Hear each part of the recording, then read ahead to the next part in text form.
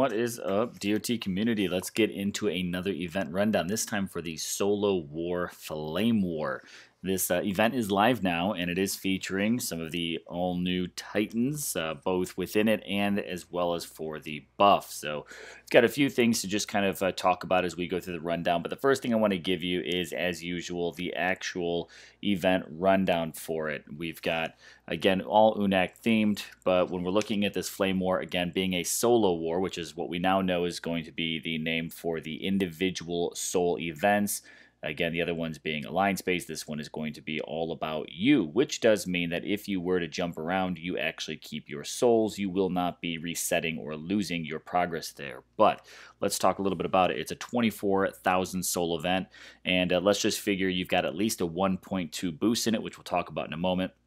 That's going to cost you about 2,000 raids. At 3 portal stones per raid, you've got 6,000 portal stones that you need to use, and at about 6 gems per stone, you're looking at a 36,000 gem cost just to refresh portal stones to complete these raids and put that kind of grind time into it. Now, as far as the value goes, we can kind of walk through each one and give you a grand total. We have 4 tokens valued at 8k a piece. We've got 150 portal stones. That's valued at 900 gems right there. We actually have 5,575 gems available throughout the event. On top of taking a look at divine gems, we've got 500 of those. I don't give those a gem value just because they're their own thing. We've got 1 epic token for 8,000 gem value.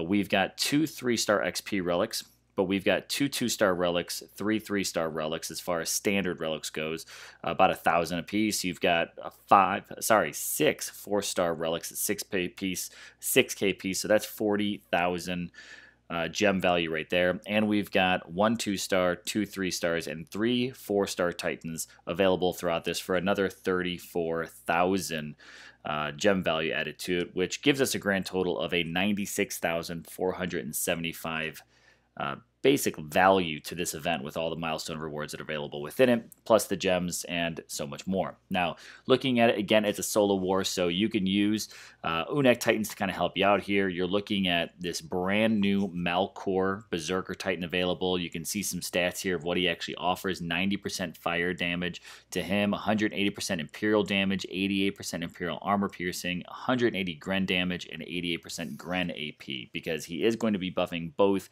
Imperials and grens. And the big question is Malcor a little bit stronger, or is the new Krothos skill set maybe a little better? But those are some things to really kind of look at, and I do put Malcor out on the battlefield just to kind of maybe show some potential of what he may be better suited for. Offense may not be his best thing. It may actually be a really great defensive Titan. But looking at this, we see the return of an all-new banner relic. We also have a new rune relic, and we see the return of the orbs. So this one here, again, each of these are going to be available throughout milestones, but we'll look at those in the milestones a little bit closer. The 2 newest ones, of course, being the banner and the rune. Yet again, I think this is going to be something we see a continued trend happening here, that banners and runes will be coming around for each element, is my prediction. As for the boosts that I've been mentioning, you've got a 1.5 boost for Malcor, so we do see this lowered from the 2 times boost that we've had in the past. I would love to see that 2 times boost continue to happen, but we also see Malcor's brother Halzir offering a 1.5 boost if you were lucky enough to kind of get him from the temple the other day when he was available for a pull, and still available in the temple as well. You can also get a 1.2 boost for any 3 or 4-star UNAC. So when I figure my calculations of 1.2 boost, I'm assuming most players by now at least have a 3-star or 4-star UNAC available to do it, even if it's a Sardu at this point in time. We do have the return of the Crazy 8 relics, so not much has really changed here. You've got a 4-star relic that's offering 1,800% for 8 uses. You've got the 3-star, 8 uses, 900% boost. You've got the 2-star offering 450% boost, and a 1-star giving you 300% boost. So pretty standard Crazy 8s. Nice part is that, again, from 1-star up to 4-star, they're all going to be giving you that 8 value. So again, maybe hitting that relic, but remember, you do have 4 tokens available throughout this event, so that's at least going to give you opportunities to get those, not to mention the 5,575 gems. That's going to get you at least 2 more pulls out of the temple if you're going for it. Now, we also, with the introduction of these 2 brand new Titans, Halzir and Malkor, we've got an all-new Pantheon collection, which is the Unek 2. With it, you've got your Kalkor, you've got Sardu, you've got the brand new guys, you've got Salzar in there. So we've got a total of 6 Fire Titans that are in it, all in all, with the 2 brand new ones in there. So if you get them, you will get the opportunity to get the all-new Pantheon collection, and I'll show you a few more of those rewards a little bit later on in this video. So again, just keep in mind, we've got plenty of Pantheon collections to go, I believe, for the future, so don't start unloading Titans just because they're not in a collection now. Now, I also had 2 opportunities pop up, these offers in game, so I just wanted to throw them on here. I've got a Flame Hide bundle, a $100 bundle. This one here is the Barn Burner offer. I've also got a Scorching Deal, which offers 9 tokens for the event, 150 Portal Stones, and 4,000 gems for $29.99. This is all in U.S. currency, so maybe if you saw any of those, maybe you get an opportunity to just stack up on some stuff, but those are some deals that did come up in game. So let's get to the actual event itself. Flame War. So this, yet again, is a little over 3.5 days. It is an individual ranked one, so you're just going to have your rank. You're not going to be tied to what your alliance is doing. And again, you're just working through it with souls. So 10 souls per raid. We haven't seen any changes to garrisons yet, so keep in mind this is still your standard type of progress for the event. But looking at the milestones, we do have 6 tiers, very similar to a previous event that we had. This time, again, just different setup. We're working with primarily fire focused relics and titans. Again, 24,000 souls. Again, we've got tokens. I think those are some of your best things in the very early on, is to be able to pick up tokens, pick up portal stones, and pick up gems. The relics are still pretty standard. You're seeing the flame volleys, you're seeing your fire rubies, we're seeing the drake scales, all pretty standard. Dalkar, level 10 2-star titan, comes in here as an opportunity. But yet again, if you're pretty new to the game, here's the thing to consider about these even 2-star titans or 3-star titans they put in there. They're pre-leveled at level 10, so that is like getting an additional epic token pull, maybe one that you wouldn't typically be happy with, but at least they offer food. At the 500 souls, you can also pick up your second set of portal stones. 750, you can get your second token. So, you know, I think working your way up to, at least, if you're just doing a slow and steady grind, the 2,500 soul mark is a pretty good place, because that's going to get you 3 of the 4 tokens. It's going to get you 150 divine gems, and it's going to get you 150 portal stones. Now, you could also save a lot of that to do some later events with. You save the portal stones for maybe next week's event, save your divine gems up until maybe you can earn enough for a guaranteed pull, and continue to save your tokens. But as we work through, we do have some additional perks as you work your way up through the blue tier, which is only the 2nd tier. You can get your hands on those 3-star titans. Sardu here, which, again, if you're new to the game, Sardu is a pretty decent land defender if you can get a pretty good set of skills on him. You do have the 3-star fire ruby, which is pretty good right now for fire defense. Now, again, you know, gems are always nice, so having those. We do have those hero souls. Again, there are 2 3-star relics here for those XPs, so those are nice to just kind of help you level your way up. And in the bronze tier, we jump right into some 4-star rewards. So we've got the 4-star flame volley. This would be a great relic if you don't have it to, again, equip onto the all-new Fire Titans, or even the Salzar. If you finish your way through this event, he comes up a little bit later on. You've got the Epic Token, which I always recommend getting those and saving those until you have a higher chance or a guaranteed type or element. We've got more gems, and a Kalkor comes in, so he's going to help you. Got Kalkor and the Salzar and Malkor that are all in here are going to help you completing that Unek 2 Pantheon collection. So if you're kind of working your way through here, you know, and you want to complete those Pantheon collections, I would encourage you going all the way to Salzar. That way you'll get at least 3 of the 4-star titans that you would need right through here, because there are 3 4-stars. That's actually really, really good for an event. Again, we've got more tokens, more gems, but I want to pull up Malcor and just kind of show you a little bit of what he looks like. I've got one here on my test account that came in at a level 10, so he wasn't really strong enough to take out on some raids, but I just wanted to show off some of his artwork and really how he looks. I think he's, again, the Unax, really, I kind of dig their look, all of the gold and everything that goes into it, his very unique axes. Both he and his brother do share the same. That's the kind of storyline, the thread they have here are they're brothers. They've got similar axes. They both were gold, and, well, they're both Unax. But just showing you some of his stats and everything that kind of go into it. I'll pull those up in just a moment, but again, really unique artwork. I kind of like that whole bowl design that he has going on with his mask. As far as base stats go, at just a level 10, he's doing 184 damage.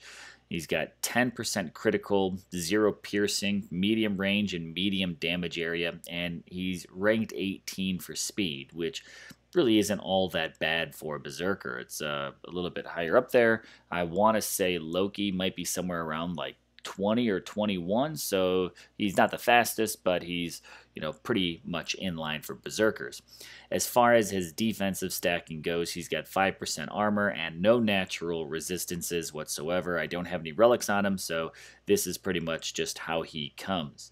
Again, as far as defensive goes, if you want to keep him alive like almost any other Berserker, you'd have to make sure you stack up your health, your armor, and even your resists to make sure, again, if you're going offensively, that he's going to be able to survive throughout that battle. But with his skills, he's really kind of set up to be a little bit of a mix. I think defensive or offensive, you can kind of take him. You've got the Titan Fire damage. You've got Gren damage. Again, X skills for that one. You've got X skill Imperials with damage and the Imperial AP, and X skills for Grenadier AP and the damage, as well as the level 3 or tier 3 Fire Mastery for the fire damage. Now, these are all guaranteed skills, so Malcor is definitely designed to be stacking up for offense. The big question is, will he really survive that, or does he have big numbers? And we'll kind of take a look at his brother, who I've got at a bit of a higher level, to kind of just see how that compares when you stack so strongly offensively. Going into our gold tier here, which takes us into our fourth tier, actually our fifth tier, we've got more gems. We've got that Orb of War available at 17,000 souls. We haven't seen that too recently, and another 3-star hero soul. Now, wrapping up that fourth tier at 21,000 souls is Halzir. Now, again, this is a 4-star Titan. You only get a level 1. Everything beyond these guys here are going to be the new relics. So at 22,000 souls, you've got the Banner of Flame. We'll take a look at those in just a little bit. We've got more Divine Gems, 350 at the 23,000 soul count. From this event alone, that would give you another 500 if you make it all the way up to this point. And at 24,000 souls, we have the Flaming Rune. So here's the new relics at max, again, from a test account, just so you know how I got them. You've got the Banner of Flame, which maxed at level 10 is 50% Titan Fire damage, 50% Grenadier damage, and 20% Grenadier critical. So yet again, this is really designed to be pretty strong on an offensive thing. You're not, going to run out of clock or survive the battle based off of this, but you're going to dominate as far as damage output goes on the battlefield. When we take a look at the Flaming Rune at level 10 at max, you've got 30% Titan and Army Fire damage. You've got 3 additional Fireball spells and 20% Titan critical. So a little bit of a split there between what you're kind of bringing in. It's not just troops, not just Titan, but you also have those gain Fireball. Now equip that with a Doomfire, and that's 6 additional spells that all do fire damage between the Meteor Strike and the Fireball. Taking a look at some of the Alliance rewards now, we see this continued, what we've seen in some of the previous events here, of Divine Gems being the rewards. So rather than getting a second Titan, all new Titan, we continue to see a strong focus of the Divine Gems being put into the event rewards. And I'm really curious to know how people feel about this. Do they prefer the opportunity to get more Titans or Divine Gems? Rank 1 is getting 20,000 Divine Gems, 2 is 15,000. 3 is 12,500, and 4th and 5th are getting 11,000. Even if you rank 6th through 10th as a player, you're getting 10,000 Divine Gems. 11 through 50 is 7,500, and 51 through 100 is getting 5,000 Divine Gems. So all of those are enough to get at least one, if not two or more, guaranteed 5-star relic pulls. Now, when we're looking at the 2,500 Divine Gems for ranks 101 through 250, if you've been collecting, you might have enough to also get to that 5,000 guaranteed 5-star. So, Divine Gems, are they the winning sauce to put in for these events, or would we rather see Titans, relics, and tokens be listed through these ranks? Let me know in your comments down below. As we look in the lower ranks here, pretty much anything below rank 251, you're going to be falling into the gem category, which is pretty standard for what we have, but we've got 8,000 gems, 4,000 gems, 2,000, 1,000. Slightly different than what we've seen. We typically see like 7,500, 5,000, 3,000, so these are just a little bit different values, but we still end up going all the way down to 70,000 rank, which gets 200 gems. So nothing really too different here. Again, I'd really like to know your thoughts on the new Divine Gem domination of these leaderboard ranks. We saw it both for the Alliance and for this solo war. I'm curious to know, is that what players are really digging for the rewards for pushing for those ranks.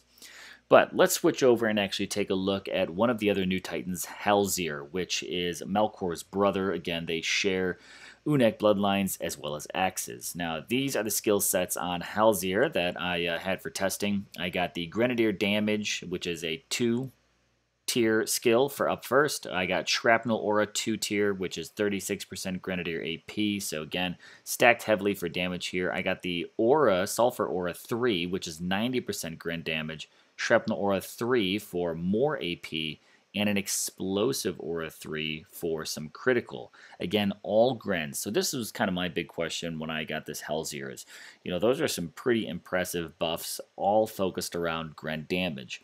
They're not X skills, but having all of those stacked right alongside relics that continue to boost those skills, those exact same ones, what kind of really offensive strategy can you have with Halzir and all Grenadiers? And are those kind of numbers with Grenadiers really what they're stacked up to be when you might be taking on another different type of troop or other troops such as Panthers, Imperials, even Goliath? What is it that Halzir and his Grenadier army capable of doing? So we're going to take them on the battlefield, but I just want to show you again some of the relics I put on there. The Banner of Flame is on there. So again, we've got Titan damage as well as Grenadier damage and Grenadier critical. We just took a look at that one.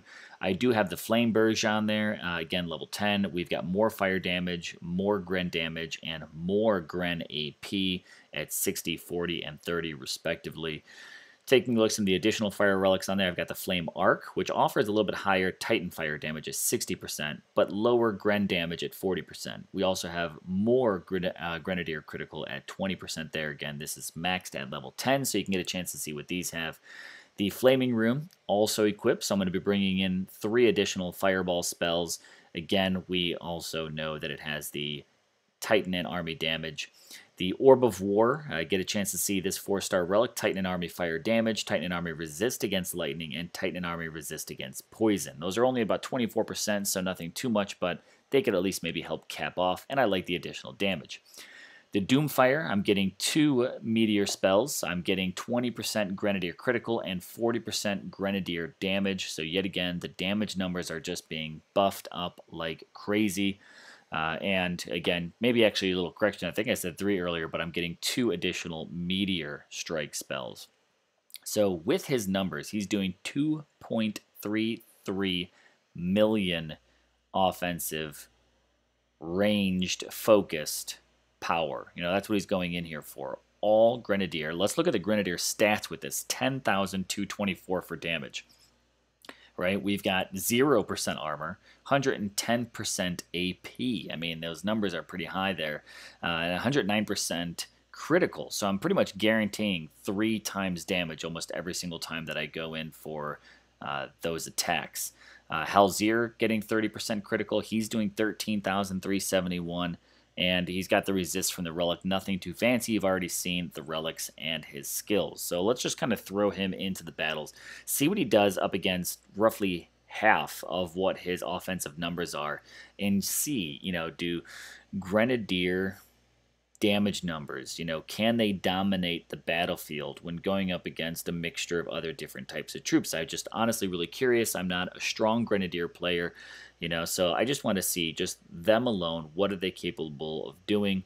So let's just go ahead and kind of go through this setup. We'll just see, I figured having a ranged troop, I'll take the approach of trying to get more of the enemy to come to me so they're on the move, and I can get my grens to maybe just kind of let them wander into their radius, wander into their range, and see if we could basically just get those first fires off. I mean, taking a look at all those archers on there, and we know archers can do some impressive damage when buffed especially. But I've also got some Panthers that are going to come in there, try to get some flank. We've got Imperials coming head on. So how will these Grenadiers do, especially on such a split map? So this is a garrison, of course, you can see. So I've got all the troops coming at once, and I'm just going to let them fire in as those troops arrive. So what happens here? And that's, you can notice right there, something, really tricky when going against Panthers is they literally will move past the fire, for when those Grenadiers are firing at a troop. If it moves too quick, they're going to be missing. So I'm going to hold off on just kind of doing any spells. I just want to kind of let these troops see what they can do on their own. And they can get wrecked by a meteor spell. I mean, look at that. A single meteor spell just took out pretty much 90% of my Grenadiers within that range. So now it's down to Grenadier versus Archer in the range contest, and basically see who can outlast each other. And yet again, I mean, Grenadiers are able to put down some impressive offensive. They're hitting them pretty hard there. But the tricky part is they just don't move fast enough to kind of A, get that fire off almost before other troops do, and B, get the hell out of the way of those spells. Those meteor spells can really wreck your troops. So let's see if we can just tidy this up with the last bit of these archers here. And then we've got just a couple of fellow Grenadiers in that back corner we've got to take care of. All right, so I've got 2 full sets of Grenadiers back there, and I've got like 1 and maybe a quarter combined. So, we'll throw some spells on there, kind of try to clean this up a little bit because I think I definitely would be outnumbered. So let's try to balance it out a bit. Let's see if we can hammer them, right? Use up some of these free spells now, and look at I can't hit their 6 troops with my 2 meteor spells there, but they could take out half my army.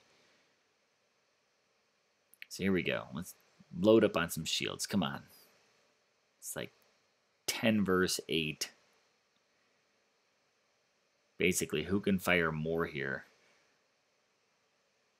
It's a slow, painful finish to that battle. There we go. And more meteor spell. Totally would have wiped out some of those Unex there. But we get a victory on that one. So can he beat using all Grenadiers an offensive that's, point value wise, it's a little bit lower than ours. But, if there's one thing I've learned sometimes about these defensive battle values is sometimes the higher numbers don't always mean the more powerful. Sometimes you got to really watch out for those low numbers because those titans or even just the resists on the troops can be pretty killer. It's not always what they're doing on the output. So here we go. Let's take a look against something almost equally matched, right? Level 60 titans, their troops are quite a bit higher, level 25 troops, but I've got the damage value. He's got speed, so, assuming going into this here, it's going to be a bit more Panthers, but hey, if you can get a couple of fire rounds off, these Grenadiers could put some hurt down on those Panthers. And I didn't see a lot of fire resist on those Panthers flash up, unless I just honestly have missed it in my time looking at it. But we've got a ranged Titan. We've got plenty of Panthers in there, Imperials, and even a couple of other Grenadiers. So what can Halzir do in this situation? Yet again, let's see if we can get them to kind of pull into us and find out what that damage can be if they can hit our range radius first. And I'm going to try a little bit of a different approach. I'm going to try to split the troops here. So I'm going to try to at least have them in 2 different areas, so that way hopefully a spell doesn't knock out the entire army all at once. Halzir, we kind of noticed how quick he went down last time because he just doesn't have any resists. He doesn't have any armor. He doesn't have highly boosted health. So he's designed to put out a little bit more offensive damage. I'm using him to just kind of try and draw in some troops to him first, so that way the Unex can get off. So let's try a little bit harder. Let's use some of these spells right from the get-go. And here's the trick. With how quick those Panthers are moving, they're literally running past what the Unex are firing and are literally already eating up the army.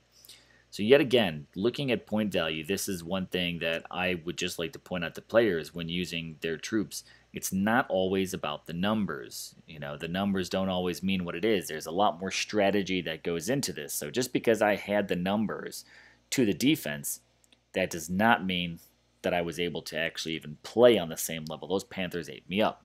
So let's give another garrison, or actually this one here's land. Let's give this one a little bit of a chance. We're going to go roughly half the battle. We're going to go against Imperials, right? This might be the strong suit for, the fact that you're working with groups. You've got, a little bit of a slower Imperial, so they're not going to get to the Grenadiers as quickly. The biggest potential danger here is just the Titan. Now, I didn't bring a free spell, which probably would have been the smart thing to do, is actually get Vixia frozen there, but that's all right. He was able to kind of draw the fire, and we'll get the Grenadiers in on her in just a moment and, see what we can really do. The only other alternative would be to throw one of those fear spells on her, but that'll just put her right out of range of my Grenadiers, so we lose a couple troops, take in some arrows there. The rest hopefully survive long enough to put the hurt down on these troops. Now again, my biggest concern here is those fellow Grenadiers getting within range. So, maybe some of those free spells can kind of help knock that out. Again, utilizing those free meteor spells, those free fireballs to kind of help eliminate some of those, real major potential threats, which are, again, those Grenadiers, these massive pockets of Imperials. We really just have to try to put that damage into it. But this would probably be one of my more ideal ways to win battles with full Grenadiers, is those troops that just progressively have to kind of march in. I think sending in an army of Grenadiers against another army of either Panthers for speed that could literally just outrun how, slowly Grenadiers fire, or other ranged troops would not be ideal for Grenadiers. Working with a full Grenadier army, I don't know if it's necessarily the tactic that I would use. I'm just trying to showcase, having all those Grenadier buffs. Does it necessarily make the most OP Titan when it comes to an army? I don't know. I think being able to still mix troops in there, something I would maybe consider doing would be bringing in an army, a little meat shield of spearmen, just to make sure I put those out in front of my Grenadiers to protect them would maybe be one thing we can go about doing. But this, at least you get a chance to see Halzir here and what a full army of Unex can do with those kinds of buffs. So let's take a look at the other thing that we get out of this event, which is several Titans that make up part of this new Unek 2 collection. So this Unek 2 Tier 1 is, where the progress kicks off until you get all of those Titans leveled up.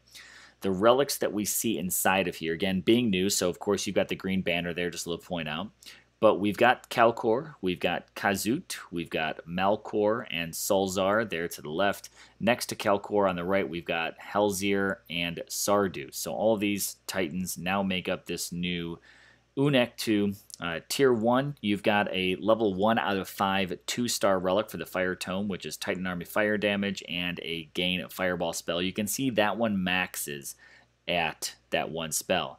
Tier 2 gives you the same skill set, just higher percentages and higher spell counts. So I believe the Tier 3 will probably max out at 2 fireball spells, and I'm assuming the 4-star will max out at 3 fireball spells, along with higher percentages of Titan Army fire damage and Titan and Troop fire resist. So I think that's also the unique thing here, is we have the same damage and the same elemental resist on the one relic. But that is something that will be added, again, with that Pantheon collection if you pick up all of those new Unek 2, which 3 of them are available in this one event. So we'll get a final look here at Melkor. Again, you got a chance to see his brother in action.